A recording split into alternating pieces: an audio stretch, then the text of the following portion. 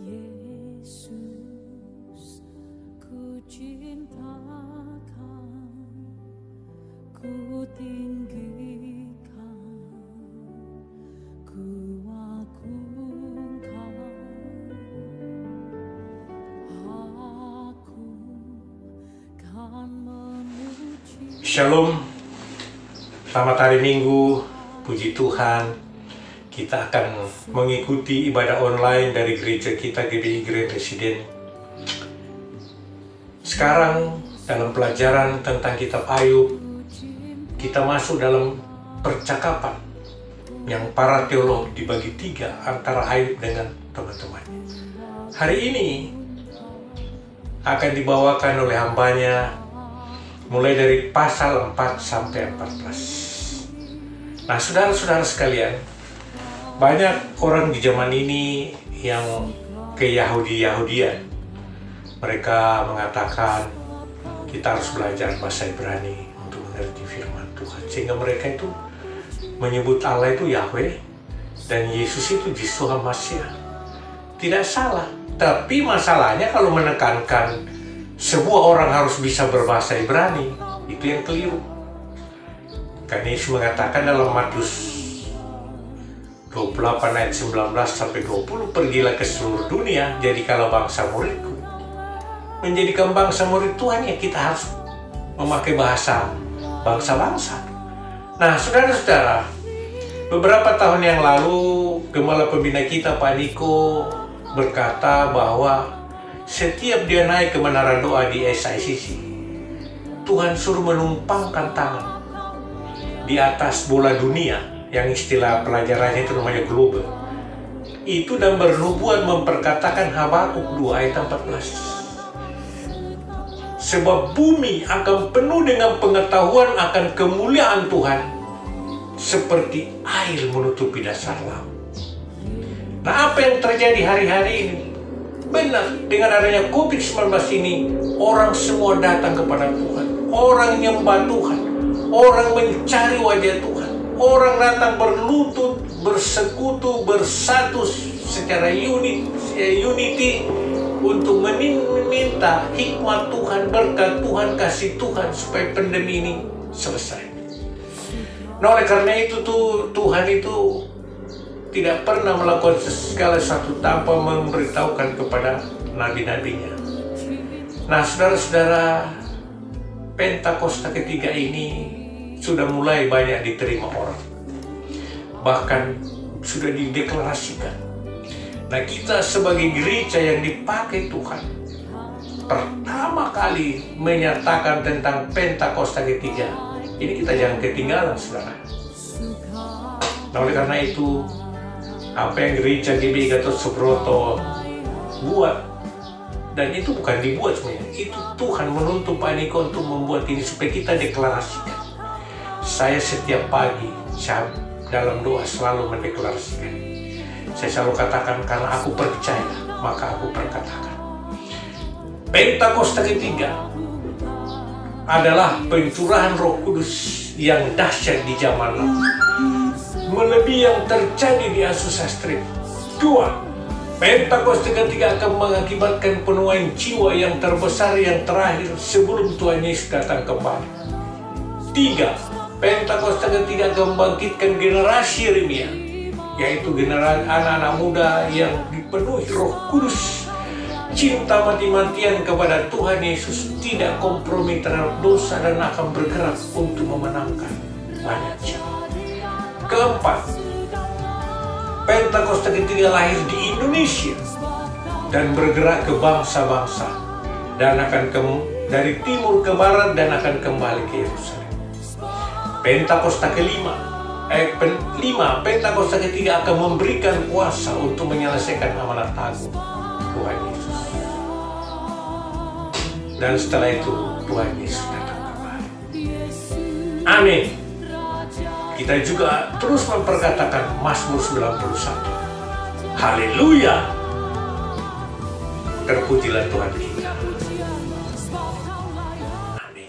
Mazmur 91. Orang yang duduk dalam lindungan yang maha tinggi dan bermalam dalam naungan yang maha kuasa akan berkata kepada Tuhan, tempat perlindunganku dan kubu pertahananku, Allahku yang ku percayai. Sungguh Dia akan melepaskan engkau dari jerat tangkap burung, dari penyakit sampar yang busuk. Dengan kepaknya Ia akan melindungi engkau, di bawah sayapnya engkau akan berlindung.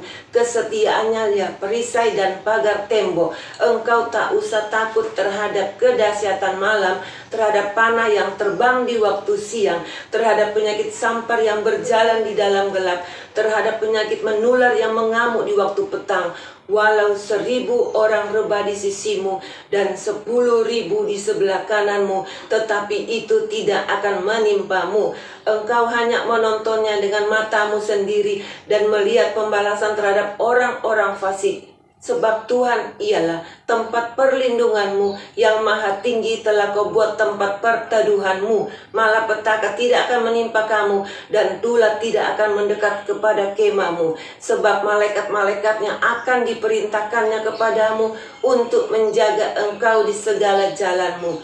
Mereka akan menatang engkau di atas tangannya, supaya kakimu jangan terantuk kepada singa dan ular tedung akan kau langkahi. Engkau akan menginjak anak singa dan ular naga. Sungguh hatinya melekat kepadaku, maka aku akan meluputkannya. Aku akan membentenginya sebab ia mengenal namaku. Bila ia berseru kepadaku, aku akan menjawab. Aku akan menyertai dia dalam kesesakan. Aku akan meluputkannya dan memuliakannya. Dengan panjang umur akan kukenyangkan dia, dan akan kuperlihatkan kepadanya keselamatan daripadaku. Amin. Haleluya. Shalom saudara. Shalom. Pada hari Minggu ini kita kembali kumpul dalam ibadah online. Kita percaya bagaimanapun kondisi kita, keadaan kita tetap bersyukur, dan kita masih bisa bersama keluarga kita berkumpul bersama untuk memuji muliakan Tuhan walaupun hanya melalui online. Mari saudara, kita siapkan hati kita untuk memuji menyembah Tuhan. Terima kasih Bapa, terima kasih Yesus, terima kasih Roh Kudus. Kalau boleh hari ini Bapa, kami kembali berkumpul bersama keluarga kami, saudara kami. Kami mau beribadah, walaupun kami saat ini berada di rumah kami masing-masing, tapi kami percaya kuasa-Mu, hadirat-Mu nyata di tempat kami ketika kami memuji muliakan Engkau dengan segenap hati kami. Terpujilah Engkau Bapa. Kami naikkan pujian yang harum dan manis di hadapan-Mu.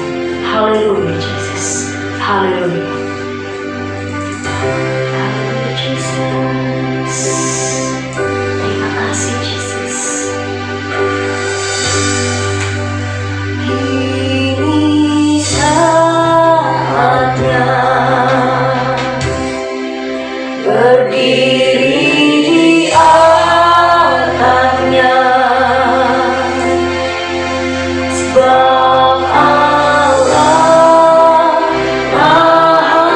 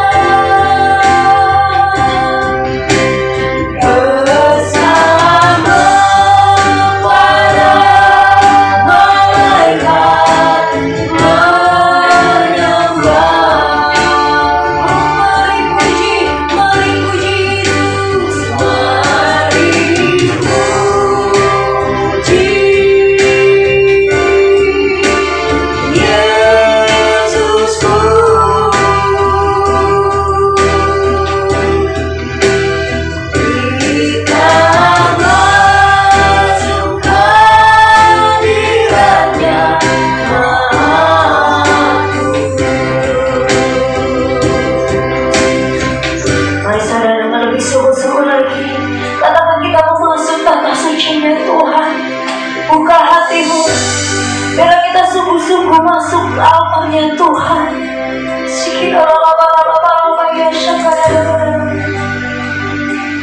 Di tangannya berdiri di altarnya, sebab Allah Maha Kudus hadir di sini.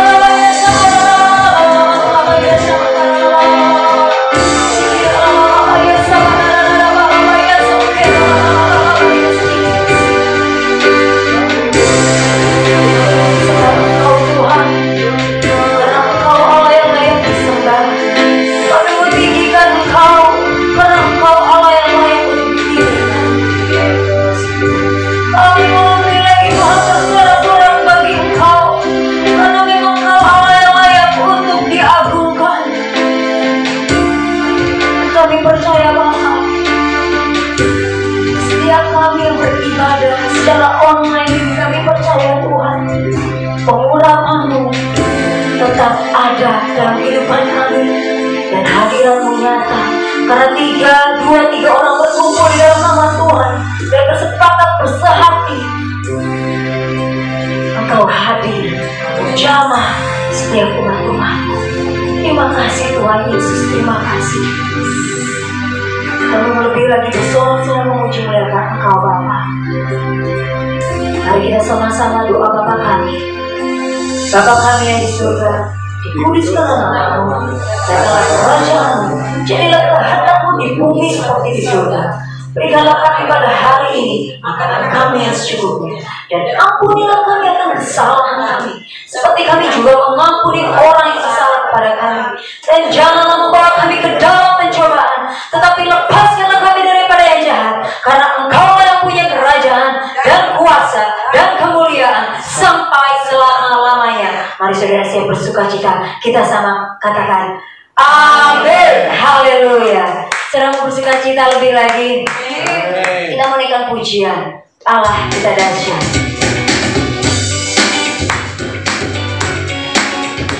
Dari utara ke selatan, biarlah nama Tuhan dipermuliakan, nama Tuhan diagungkan, sebab Allah kita Allah yang dahsyat. Amin.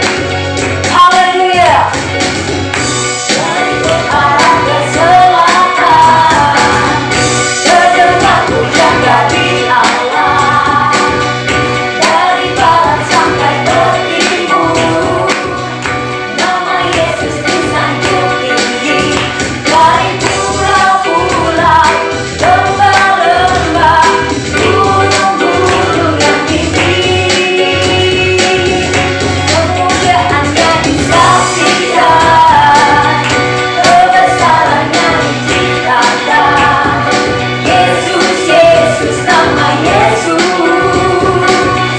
nama Yesus disanjung tinggi. Dari pulau-pulau, lembah-lembah, gunung-gunung yang tinggi, Allahku dahsyat berkuasa, seluruh bumi sujud menyembah. Tinggikan Allahku dahsyat, Allahku dahsyat berkuasa, seluruh bumi sujud menyembah. Tinggikan nama-Mu,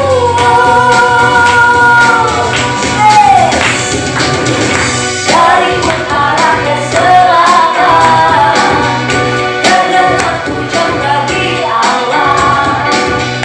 Dari barat sampai ke timur, nama Yesus disanjung tinggi. Dari pulau-pulau, lembah-lembah, gunung-gunung yang tinggi, kemuliaannya disaksikan, kebesarannya diciptakan. Yesus, Yesus, nama Yesus, nama Yesus disanjung tinggi. Dari pulau-pulau, lembah-lembah, gunung-gunung yang tinggi. Oh, Allahku dahsyat, Allahku dahsyat berkuasa, seluruh bumi sujud menyembah. Tinggikan nama-Mu, oh Allahku dahsyat berkuasa, seluruh bumi sujud menyembah. Tinggikan nama-Mu, oh Allahku dahsyat berkuasa, seluruh bumi sujud menyembah. Tinggikan nama-Mu, oh Allahku dahsyat berkuasa, seluruh bumi sujud menyembah. Tinggikan nama-Mu, tinggikan nama Yesus, tinggikan nama-Mu, Allahku dahsyat. Haleluya. Ada sukacita, amin. Amin. Haleluya. Kita mau siapkan hati kita kebenaran firman Tuhan. Kita satu dalam doa terima kasih Tuhan Yesus. Terima kasih Bapa. Kami sungguh bersukacita karena kami percaya Engkau sudah menjamah kami. Ada kekuatan yang baru yang boleh Engkau tabur dalam diri kami. Dan Kami percaya setiap tulang-tulang kering Engkau bangkitkan menjadi kekuatan yang baru, memiliki roh yang baru, dan ada sukacita surgawi yang boleh kami terima Tuhan, dan menjadi kekuatan yang baru buat kami. Dan sebentar Bapa, kami akan mendengarkan kebenaran firman. Biarlah firman-Mu terus meneguhkan kami bahwa kami berpengharapan, berpegang kepada Yesus Kristus sebagai Tuhan dan Juru Selamat kami. Dan hanya Engkau yang boleh kami andalkan untuk setiap permasalahan dalam hidup kami. Dan melalui firman-Mu ada jawaban yang kami terima Tuhan. Terima kasih Tuhan Yesus. Terima kasih Tuhan. Kami percaya Engkau tetap Allah di hidup kami. Terima kasih Yesus. Terima kasih Bapa. Terima kasih Roh Kudus. Tiada pernah ku ragukan kasih setia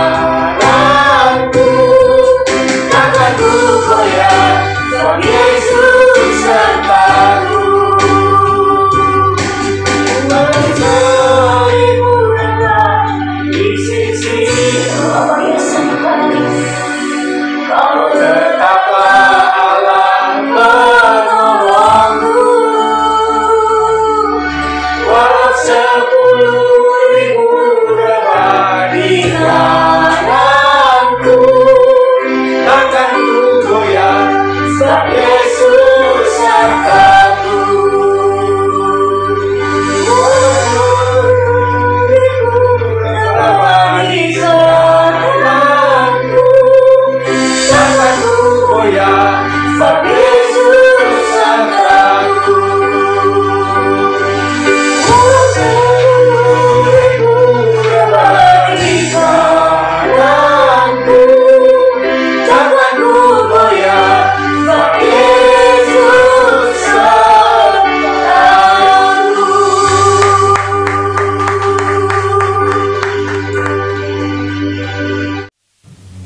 Shalom semuanya.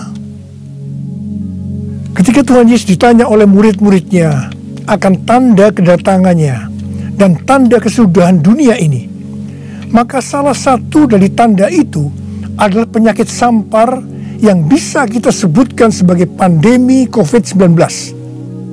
Jadi pandemi COVID-19 adalah bagian dari tanda kedatangan Tuhan Yesus di awan-awan untuk menjemput gerejanya. Ada yang berkata bahwa penyakit sampar sudah terjadi berulang-ulang. Malah pada tahun 1918 sampai dengan 1920 ada wabah flu Spanyol yang menyebabkan 50 juta orang meninggal. Tetapi Tuhan Yesus belum datang. Jangan-jangan setelah pandemi COVID-19 Tuhan Yesus juga tidak akan segera datang. Kalau kita bicara Tuhan Yesus tidak segera datang, ini tidak sesuai dengan yang dikatakan Tuhan Yesus dalam kitab Wahyu. Dalam kitab Wahyu, Tuhan Yesus berkata, "Aku datang segera," sebanyak 4 kali. Dan waktunya sudah singkat, waktunya sudah dekat, sebanyak 2 kali. Jadi kalau Tuhan Yesus berkata, "Aku datang segera," 2000 tahun yang lalu, apalagi hari-hari ini, pasti lebih segera lagi. Hati-hati, jangan terjebak menjadi pengejek-pengejek yang dengan ejekannya berkata, "Di mana janji kedatangannya itu? Dari dulu keadaan tetap seperti ini. Katanya salah satu tanda adalah penyakit sampar. Mana buktinya? Penyakit sampar sudah terjadi berulang-ulang, tetapi ternyata Tuhan Yesus belum juga datang." Jangan berkata bahwa setelah pandemi COVID-19 Tuhan Yesus pasti datang kembali. Atau jangan juga berkata bahwa setelah pandemi COVID-19 Tuhan Yesus belum segera datang. Kita tidak tahu dengan pasti kapan kedatangan Tuhan Yesus kembali. Hanya Bapa di sorga saja yang tahu. Yang penting Tuhan Yesus berkata bahwa penyakit sampar seperti pandemi COVID-19 ini adalah bagian dari tanda kedatangannya. Tuhan Yesus menghendaki agar kita percaya bahwa Dia akan segera datang, sehingga kita akan sungguh-sungguh mempersiapkan diri kita untuk menyambut kedatangannya. Saya percaya bahwa sikap orang percaya dari zaman ke zaman yang melihat dan mengalami malapetaka, mungkin itu perang, mungkin itu bencana alam, termasuk penyakit sampar, akan berkata bahwa Tuhan Yesus akan datang segera. Sebagai contoh, Bapak Gereja yang bernama Cyprianus, yang adalah uskup gereja Kartago pada zaman Kekaisaran Romawi, yang mengalami pandemi pada tahun 250 sampai 271 Masehi. Pada saat itu di Roma saja sekitar 5.000 orang meninggal per hari.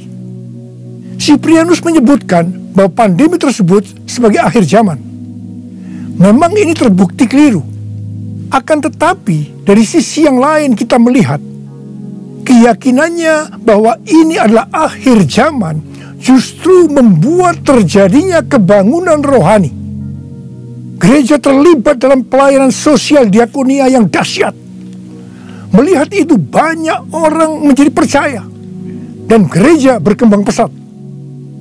Jadi setiap zaman seolah-olah Tuhan menciptakan situasi, apakah itu perang, bencana alam, kelaparan, termasuk penyakit sampar, agar perkataan Tuhan Yesus, "Aku datang segera" itu selalu ada di dalam hati orang percaya, sehingga mereka selalu dalam kondisi berjaga-jaga melakukan amanat agung Tuhan Yesus, sehingga penuaian jiwa besar-besaran terjadi.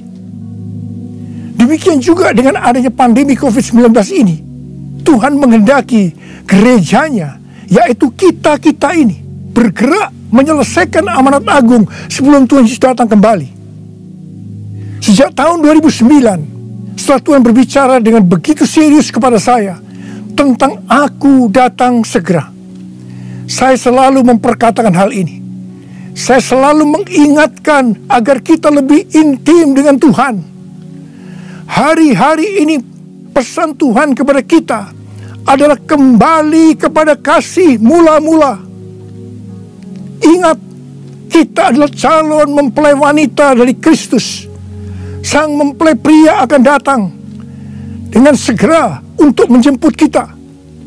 Kita harus mempersiapkan diri dengan kembali kepada kasih yang mula-mula. Dalam Wahyu 2 ayat 1 sampai dengan 7, Tuhan Yesus berkata kepada jemaat di Efesus bahwa jemaat di Efesus itu rajin, tekun, tidak dapat sabar terhadap rasul palsu, tetap sabar dan mau menderita oleh karena namaku, kata Tuhan. Tidak mengenal lelah, membenci perbuatan-perbuatan pengikut Nikolaus yang juga aku benci, kata Tuhan Yesus. Pengikut Nikolaus mengajarkan bahwa percabulan tidak akan mempengaruhi keselamatan seseorang dalam Kristus.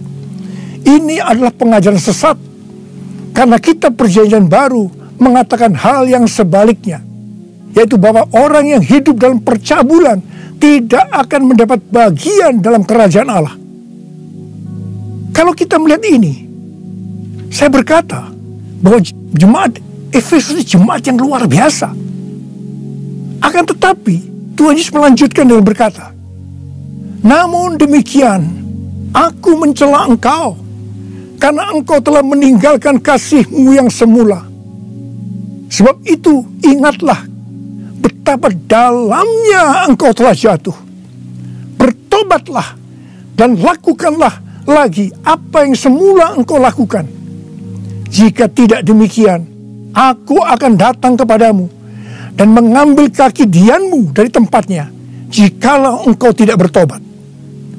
Mengambil kaki dianmu artinya mengeluarkan dari dalam kerajaan Allah. Kesimpulan dari pesan Tuhan kepada jemaat di Efesus, yang juga berarti buat kita semua, adalah apapun yang kita lakukan untuk melayani pekerjaan Tuhan, kalau tidak didasarkan kepada kasih mula-mula, maka Tuhan Yesus berkata, betapa dalamnya engkau telah jatuh. Dan kita harus bertobat. Kalau kita tidak bertobat, Tuhan akan mengambil kaki dian kita. Artinya, kita akan dikeluarkan dari dalam kerajaan Allah. Kasih mula-mula adalah kasih yang kita miliki pada saat kita baru bertobat dan percaya kepada Tuhan Yesus.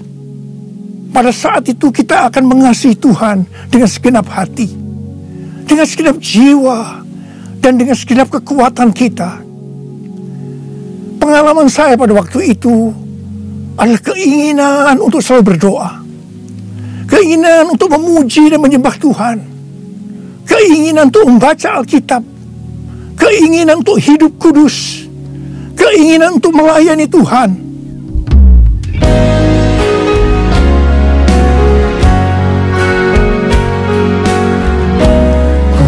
Cinta Kau Yesus, hanya Engkau bagiku Yesus. Sungguh ku rindu mengatakannya, betapa aku mengasihimu. Engkau Allah dan Rajaku, kekasih dan hidupku. Engkau segalanya bagiku. Ku bersyukur kepadamu. Ku bersyukur kepadamu. Ku bersyukur kepadamu.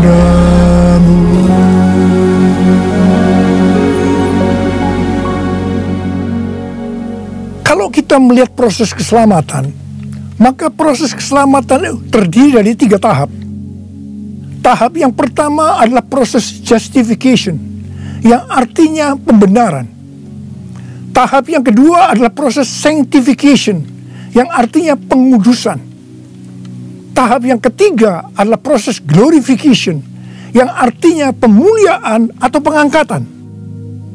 Pada proses pertama, yaitu proses justification atau pembenaran, kita bertobat dan percaya kepada Tuhan Yesus. Kita mengalami kelahiran baru. Kita mengalami kasih mula-mula. Setelah itu kita memasuki tahap yang kedua, yaitu proses sanctification atau pengudusan. Dalam proses ini, kita akan dikuduskan terus-menerus oleh Roh Kudus dan firman Allah, sehingga kita menjadi serupa dengan gambarnya, yaitu menjadi murid Tuhan Yesus. Setelah itu, kita akan masuk dalam proses yang ketiga, yaitu glorification, yang artinya pemuliaan atau pengangkatan. Jadi, yang diangkat itu adalah mereka yang menjadi serupa dengan gambar Yesus, yaitu murid Tuhan Yesus. Pada waktu memasuki proses sanctification atau pengudusan ini, dengan berbagai macam alasan, kualitas kasih kita kepada Tuhan yang tadinya penuh dengan kasih yang mula-mula bisa berubah menjadi seperti yang terjadi pada jemaat di Efesus. Saya pribadi juga mengalami seperti yang terjadi pada jemaat di Efesus. Tetapi melalui pengudusan secara terus-menerus oleh Roh Kudus dan firman Allah, juga disertai dengan proses yang menyakitkan, saya kembali kepada kasih mula-mula sampai dengan hari ini. Haleluya. Saya akan bertanya kepada saudara, bagaimana kualitas kasih saudara kepada Tuhan?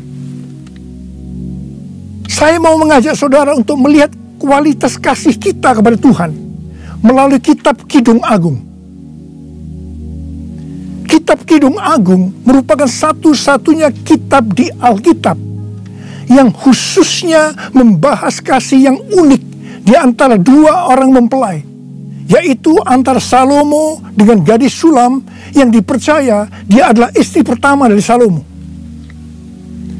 Karena beberapa nats penting dalam Perjanjian Baru melukiskan kasih Kristus bagi gerejanya dengan memakai hubungan pernikahan, maka kitab Kidung Agung dapat dipandang sebagai melukiskan kasih yang ada di antara Kristus dengan mempelainya, yaitu gerejanya, yaitu kita-kita ini. Sama halnya dengan iman kita yang harus bertumbuh, demikian juga kualitas kasih kita kepada Tuhan harus bertumbuh. Secara sederhana, kitab Kidung Agung ini menggambarkan 3 tingkat kualitas kasih. Dan ini juga menunjukkan tingkat kualitas kasih kita dengan Tuhan. Tingkat kualitas kasih yang pertama terdapat dalam Kidung Agung 2 ayat 16 yang berkata, "Kekasihku kepunyaanku, dan aku kepunyaan dia." Dalam hubungan kita dengan Tuhan, kita bisa berkata begini, Tuhan milikku, aku miliknya Tuhan. Tingkat kualitas kasih yang kedua terdapat dalam Kidung Agung 6 ayat 3 yang berkata, "Aku kepunyaan kekasihku, dan kepunyaanku kekasihku." Dalam hubungan kita dengan Tuhan, kita bisa berkata begini, "Aku milik Tuhan, Tuhan milikku." Tingkat kualitas kasih yang ketiga terdapat dalam Kidung Agung 7 ayat 10 yang berkata, "Kepunyaan kekasihku aku." Dalam hubungan kita dengan Tuhan, kita bisa berkata, "Aku milik Tuhan." Tingkat kualitas kasih yang pertama bisa dikatakan ini adalah kasih yang egois. Karena yang dikedepankan itu, Tuhan adalah milikku, baru aku milik Tuhan. maka yang selalu dipikirkan hanya soal diberkati. Jadi karena Tuhan milikku, berkati aku dong Tuhan. Biasanya jarang bertanya kepada Tuhan tentang apa yang dikehendaki Tuhan dalam setiap rencana atau langkah yang akan dilakukan. Jadi kalau dia punya rencana, langsung akan minta supaya Tuhan memberkati. Biasanya juga jarang menyinggung tentang apa yang harus kita lakukan untuk melayani Tuhan. Itu tingkat yang pertama. Tapi tingkat kualitas kasih yang kedua bisa dikatakan sebagai kasih bersyarat. Aku milik Tuhan. Tuhan adalah milikku. Sekarang yang dikedepankan adalah aku miliknya Tuhan. Baru setelah itu Tuhan adalah milikku. Berarti mulai ada satu peningkatan. Di sini mulai ada menyinggung tentang melayani Tuhan, tetapi dengan syarat supaya Tuhan memberkati. Jadi motivasi mau melayani karena mau diberkati Tuhan. Itu tingkat kualitas kasih yang kedua. Tetapi sekarang tingkat kualitas kasih yang ketiga. Inilah yang disebutkan kasih yang tidak egois. Kasih yang tidak mementingkan dirinya sendiri. Ini adalah kasih yang semula. Aku milik Tuhan. Titik. Tidak ada embel-embelnya lagi. Mereka yang memiliki kasih mula-mula akan berkata, aku milik Tuhan. Bukan milikku sendiri. Aku ini adalah milik Tuhan. Aku sudah dibeli. Dan harganya telah lunas dibayar. Aku dibeli dengan harga yang mahal, yaitu dengan darah Yesus. Mereka yang memiliki kasih mula-mula akan berkata, jika aku hidup untuk Tuhan. Dan jika aku mati untuk Tuhan. Jadi baik hidup atau mati, aku adalah milik Tuhan. Mereka yang memiliki kasih mula-mula akan berkata, aku hidup, tetapi bukan lagi aku sendiri yang hidup, melainkan Kristus yang hidup di dalam aku. Hidupku bukannya aku lagi, tapi Yesus dalamku. Hidupku bukannya aku lagi, tapi Yesus dalamku. Yesus hidup, Yesus hidup dalamku. Hidupku bukannya aku lagi, tapi Yesus dalamku. Tapi Yesus dalamku. Orang yang memiliki kasih mula-mula sudah tidak memikirkan lagi tentang diberkati atau tidak diberkati oleh Tuhan. Yang paling penting adalah hidup menyenangkan hatinya Tuhan. Melakukan kehendaknya Tuhan. Seperti Tuhan Yesus berkata dalam Yohanes 4 ayat 34. Makananku ialah melakukan kehendak Dia yang mengutus aku dan menyelesaikan pekerjaannya. Makanan adalah sesuatu yang sangat vital dalam hidup ini. Mendapatkan makanan adalah motivasi manusia dalam bekerja atau berusaha. Dan Tuhan Yesus mengajarkan kepada kita bahwa yang paling penting dalam hidup ini, artinya fokus hidup kita adalah melakukan kehendak Bapa, bukan kepada makanan, meskipun makanan itu perlu. Orang yang memiliki kasih mula-mula akan melayani Tuhan seperti yang terdapat dalam Roma 14 ayat 17 dan 18 yang berkata, sebab kerajaan Allah bukanlah soal makanan dan minuman, tetapi soal kebenaran, damai sejahtera, dan sukacita oleh Roh Kudus. Karena barang siapa melayani Kristus dengan cara ini, ia berkenan kepada Allah dan dihormati oleh manusia. Orang yang memiliki kasih mula-mula akan selalu berkata, sebab Engkau baik, bahwasanya untuk selama-lamanya kasih setiamu.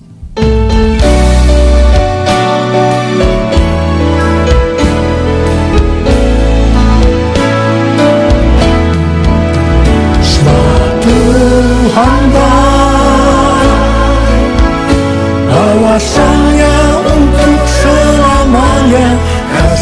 setianya. Sebab Tuhan tahu bahwasanya untuk selamanya kasih setianya. Bahwasanya untuk selamanya kasih setianya.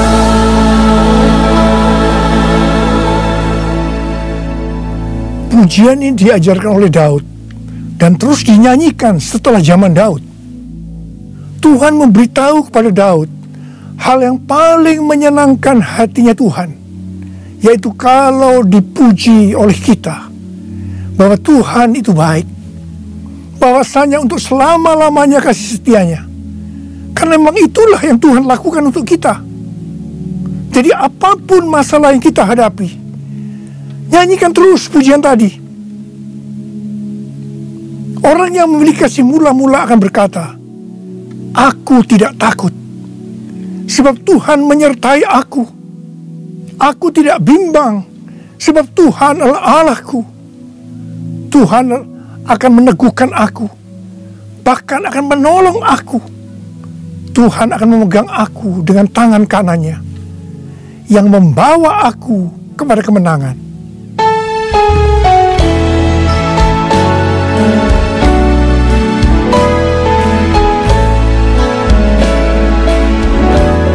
Ku tidak takut,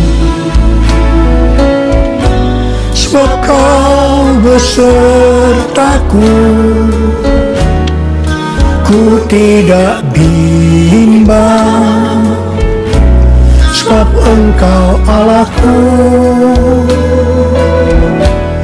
Engkau meneguhkanku,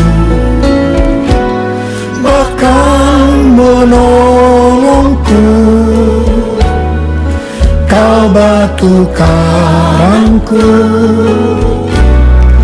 Yesus Tuhan. Yesus memegangku dengan tangan kanan-Mu. Yesus memberiku kemenangan. Yesus memegangku dengan tangan kanan-Mu. Yesus memberiku kemenangan. Yesus memberiku kemenangan. Yesus memberiku kemenangan. Haleluya. Orang yang memiliki kasih mula-mula dalam masa pandemi COVID-19 ini akan tetap percaya kepada janji Tuhan dan terus memperkatakannya. Orang yang memiliki kasih mula-mula akan berkata, Tuhan, saya mau menyelesaikan amanat agung dengan kuasa dari Roh Kudus, yaitu Pentakosta yang ketiga. Tuhan, saya berjanji untuk memakai mulut ini hanya berbicara tentang firman Tuhan, bukan yang lain-lain. Orang yang memiliki kasih yang mula-mula akan melakukan firman Tuhan seperti yang terdapat dalam lagu ini. Aku mengasihi Engkau Yesus dengan segenap hatiku. Aku mengasihi Engkau Yesus dengan segenap jiwaku. Ku renungkan firman-Mu siang dan malam, ku pegang perintah-Mu dan ku lakukan. Engkau tahu ya Tuhan, tujuan hidupku hanyalah untuk hatimu, menyenangkan hatimu, menyenangkan hatimu.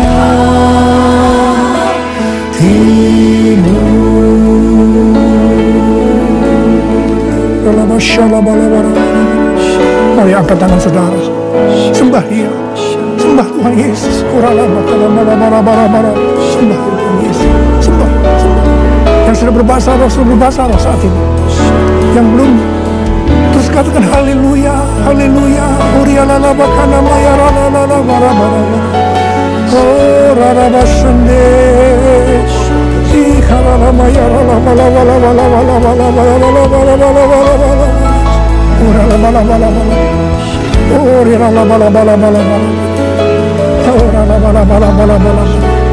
Urala bala. Kami berdoa buat anak-anak-Mu ini semua Tuhan. Kami berdoa mereka kembali kepada kasih yang mula-mula, kembali kepada kasih yang semula, kasih yang mula-mula. Ya Tuhan, kami berdoa buat mereka. Tuhan, terima kasih. Terima kasih ya Tuhan, terima kasih Engkau akan segera datang untuk kali yang kedua. Bapa, kami berdoa di tengah pandemi COVID-19 ini, anak-anak-Mu yang mengalami bermacam-macam masalah, Engkau tolong mereka ya Tuhan. Tolong ya Tuhan. Mungkin mereka ketakutan, kebingungan, ketakutan yang berlebihan, paranoid Tuhan. Tolong mereka ya Tuhan. Yang terpapar dengan COVID-19 sakit Tuhan. Dalam nama Yesus, aku sekarang perintahkan COVID-19, Kau keluar. Sembuh dalam nama Yesus. Sembuh dalam nama Yesus. Sembuh dalam nama Yesus. Oh Tuhan, terima kasih. Katakan terima kasih. Terima kasih ya Tuhan. Terima kasih ya Tuhan. Terima kasih. Terima kasih ya Tuhan. Terima kasih. Oh rala bara. Terima kasih. Oh rala bara. Terima kasih. Dalam nama Yesus. Dalam nama Yesus. Amin. Mari saudara-saudara, kita akan masuk dalam perjamuan kudus. Kita akan mengingat ayat ini. Sebab setiap kali kamu makan roti ini dan minum cawan ini, kamu memberitakan kematian Tuhan sampai Ia datang. Perjamuan kudus adalah perjamuan Tuhan Yesus sendiri. Setiap kali kita masuk dalam perjamuan kudus, Tuhan Yesus selalu berkata, biarlah ini menjadi peringatan akan daku. Karena itu mari arahkan hati kita kepada Tuhan. Kita akan mengingat kebaikan Tuhan. Mari tundukkan kepala. Tuhan, siapakah kami ini sebelum kami mengenal Engkau? Kami semua orang berdosa. Upah dosa adalah maut, mati. Tapi Engkau yang tidak berdosa telah dijadikan dosa oleh karena kami. Engkau harus mati dengan penderitaan yang luar biasa ya Tuhan. Itu Engkau ya Aba. Betapa baiknya Engkau. Engkau jadikan kami sebagai anak-anak-Mu. Engkau tuntun kami, Engkau bela, Engkau lindungi, Engkau berkati, Engkau sembuhkan kami, Engkau ajar kami ya Tuhan. Engkau juga menghajar kami kalau kami salah Tuhan. Terima kasih ya Aba. Terima kasih Engkau itu adalah Engkau ya Tuhan. Tuhan Yesus akan memberkati saudara melalui perjamuan kudus ini. Tapi Tuhan mau kita makan dan minum dengan cara yang benar.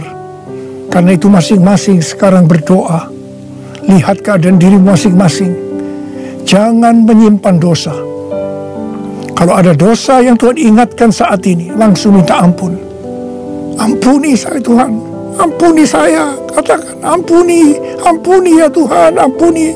Supaya selalu diberkati oleh Tuhan. Tuhan ampuni anak-anak-Mu. Kau melihat mereka yang sedang meminta ampun di hadapan Tuhan. Ampuni mereka. Kasihani mereka ya Tuhan. Kasihani. Layakkan kami masuk dalam perjamuan kudus. Kami akan masuk dalam perjamuan kudus dengan hati yang penuh sukacita. Hati bersyukur. Dalam nama Yesus kami berdoa. Amin. Sekarang mari angkat roti di tangan kanan saudara tinggi-tinggi.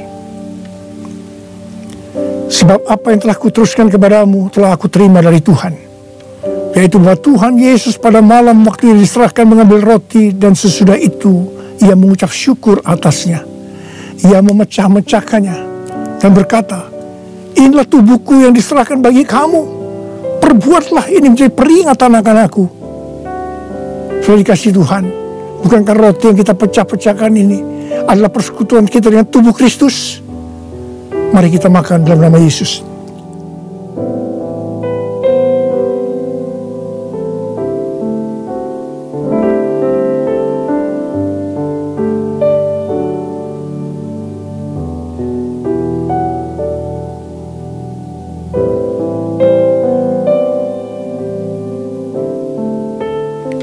Sekarang angkat cawan di tangan kanan saudara tinggi-tinggi.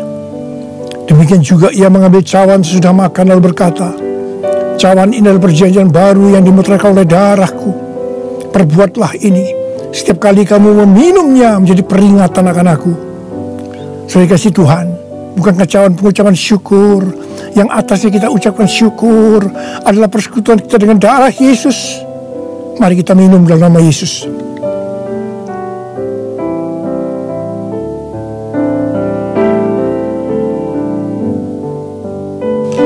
Angkat tangan saudara, ucapkan terima kasih, ucapkan syukur, dan terima kasih ya Tuhan. Kami mengucap syukur dan terima kasih ya Tuhan, terima kasih. Engkau baik ya Tuhan, bahwasanya untuk selama-lamanya kasih setiamu. Engkau baik ya Tuhan, Engkau baik ya Tuhan, bahwasanya untuk selama-lamanya kasih setiamu. Tuhan terima kasih, Tuhan terima kasih, terima kasih. Terima pengurapan Tuhan saat ini. Angkat kedua tanganmu, terima urapi anak-anakmu. Terima pengurapan Tuhan. Terima kasih Yesusku, terima kasih Yesusku. Puji syukur hanya bagi Tuhanku. Terima kasih Yesusku, terima kasih Yesusku. Puji syukur hanya bagi Tuhanku. Terima kasih, terima kasih Yesusku, terima kasih Yesusku. Puji syukur hanya bagi Tuhanku. Terima kasih Yesusku, terima kasih Yesusku. Puji syukur hanya bagi Tuhanku.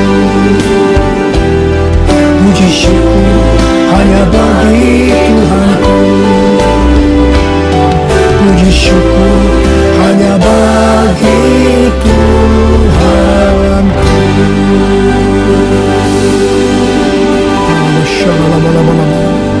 Terima kasih, terima kasih ya Tuhan, terima kasih. Berkati anak-anakmu, terimalah berkat Tuhan. Kasih karunia berlimpah-limpah daripada Allah Bapa dalam anak yang tunggal Yesus Kristus. Persekutuan yang manis dengan Roh Kudus menyertai saudara sekalian mulai hari ini sampai Tuhan datang menjemput kita di awan-awan dan bahkan sampai selama-lamanya. Yang percaya bersama-sama katakan amin.